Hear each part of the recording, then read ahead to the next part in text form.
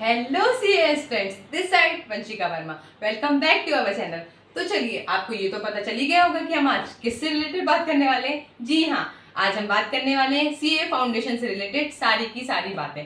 तो देखिए, CA foundation के पेपर जैसे कि हमने बात करी थी, साल में कितनी बार होते हैं? 3 बार होते हैं। कब होते हैं साल में? जनवरी में, मई में और सितंबर में। साल में 3 बार होते हैं, जनवरी में, सितंबर में और कब? सॉरी, जनवरी में, मई में और सितंबर में। ये आपको न्यू स्कीम के अंदर फायदा मिला है, वरना पुरानी स्कीम में तो आपके पेपर 2 ही बार हुआ करते थे। तो मतलब आपको कितनी बार हो गया है? 3 बार। मतलब आपको 1 बार का फायदा ज्यादा मिल गया है। तो चलिए, अब हम बात करते हैं सीए फाउंडेशन में एग्जाम पैटर्न के बारे में। जैसे हमने ये तो बात कर ली, 4 पेपर होते हैं। कौन कौन से 4 पेपर होते हैं? अकाउंट्स, लॉ, मैथ्स और इकोनॉमिक्स। अकाउंट्स, लॉ, मैथ्स और इकोनॉमिक्स। जो आपका अकाउंट्स का और लॉ का पेपर होता है वो सब्जेक्टिव पेपर होता है, मतलब उसमें ऑब्जेक्टिव नहीं आते, सब्जेक्टिव होता है। आपको वो पूरा सॉल्व करना रहता है, पूरा लिखना रहता है, ठीक है। उसके बाद यदि हम बात करें मैथ्स की और इकोनॉमिक्स की, तो ये आपके ऑब्जेक्टिव पेपर होते हैं। आपको इनमें आंसर टिक करना रहता है, ठीक है। कोई लिखना नहीं रहता, सिर्फ ऑब्जेक्टिव में आंसर टिक करना रहता है। पर ऑब्जेक्टिव सुनकर इतना खुश मत रहिए। क्यों? ऑब्जेक्टिव सुनकर क्यों खुश नहीं होना भाई साहब? ऑब्जेक्टिव तो है पर माइनस मार्किंग भी है। आपने सब में तुक्का नहीं मार सकते, माइनस मार्किंग भी है उसमें, ठीक है ना। तो आपके 2 पेपर हैं ऑब्जेक्टिव और 2 पेपर हैं आपके सब्जेक्टिव। तो देखिए, अब हम ये बात करते हैं कि हमें सी फाउंडेशन में कहाँ कहाँ परेशानी आती है, कहाँ कहाँ दिक्कत आती है। तो देखो, सबसे पहले पहले पेपर की बात करें अकाउंट्स की। तो यदि आप कॉमर्स बैकग्राउंड से, आपने 11th-12th में कॉमर्स लेके पढ़ी है, तो आपको अकाउंट्स में कोई ज्यादा प्रॉब्लम नहीं आने वाली। नॉर्मल अकाउंट है, आपने जो 11th-12th में पढ़ी, थोड़ा बहुत ही चेंजेस होंगे, वो आपको अकाउंट्स में ज्यादा कोई प्रॉब्लम नहीं आने वाली।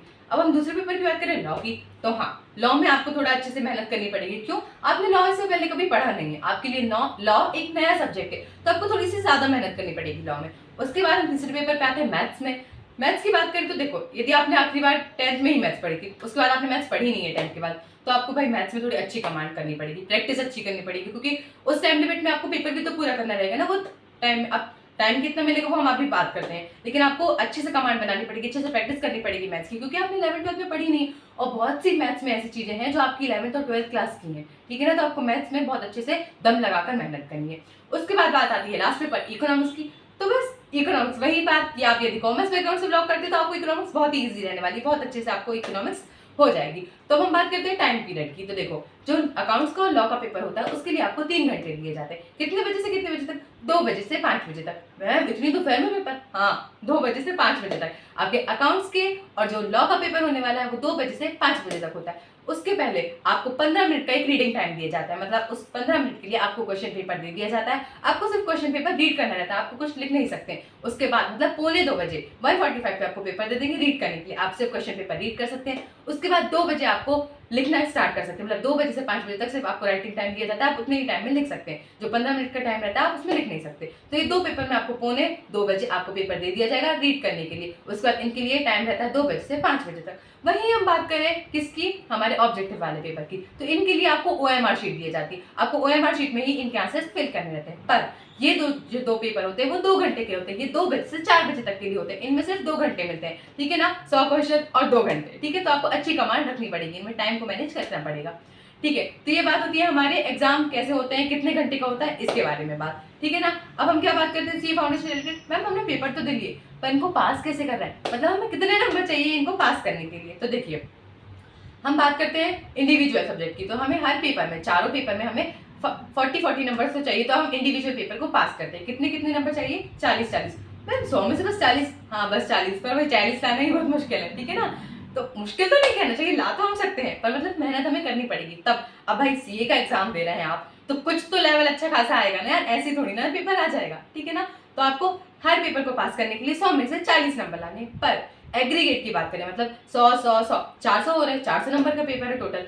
उस एग्रीगेट में से 400 में से आपको 200 होना चाहिए। मैम, 40 हर सब्जेक्ट में लाएंगे तो 4 4 जा 60, 160 नंबर हो रहे हैं, 200 कहाँ हो रहा है। हाँ, वही तो ट्विस्ट है कि आपको 400 में से 200 लाना है। आप हर सब्जेक्ट में तो पास हो सकते हैं, कितना? 40 लाके, पर आपको पूरा फाउंडेशन निकालने के लिए 400 में से 200 नंबर चाहिए। मतलब इनडायरेक्टली बात करें तो हर सब्जेक्ट में 50 नंबर चाहिए। पर ये हमें कब फायदे में आता है कि इंडिविजुअल हम 40 ले आए? देखो, यदि आप नॉन कॉमर्स, मतलब आप कॉमर्स बैकग्राउंड से, आपने मैथ्स पढ़ी नहीं है 10th के बाद, ठीक है, तो आपकी अकाउंट्स में बहुत अच्छी कमांड है, पर आपको मैथ्स उतनी अच्छी खासी नहीं आती। तो आप क्या सोचेंगे, मैं अकाउंट्स में बहुत अच्छी मेहनत कर लेता हूँ, मैथ्स में बस 40 ला दूंगा तो मैं पास हो जाऊंगा, पर इसमें 50 लाने थे तो 10 नंबर तो कम है। वो 10 नंबर और मैं कहाँ से ले आऊंगा? अकाउंट्स में। मतलब अकाउंट्स में 60 नंबर लाके मैथ्स में बस 40 नंबर भी ले आऊंगा तो भी मेरा 200 बन जाएगा एग्रीगेट। तो बस ये हमें कहाँ फायदे में होता है, जब हम एक किसी पेपर को बहुत अच्छे से कमांड कर ले, उस पर बहुत अच्छे से मेहनत कर ले किसी एक पेपर में।